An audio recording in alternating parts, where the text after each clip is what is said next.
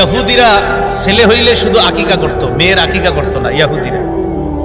قال رسول الله صلى الله عليه وسلم ان اليهود تعق عن الغلام ولا تعق عن الجاريه।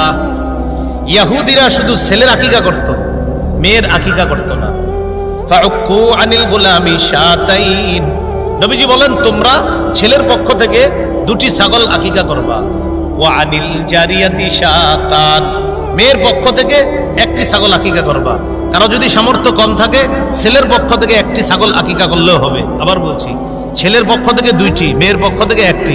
কারো সামর্থ্য একটু কম থাকলে ছেলের পক্ষ থেকেও একটি ছাগল আকিকা করলে হবে। কারণ আল্লাহ রাসূল সাল্লাল্লাহু আলাইহি সাল্লাম তার নাতি হযরত হাসানের পক্ষ থেকে একটি ছাগল আকিকা করছে।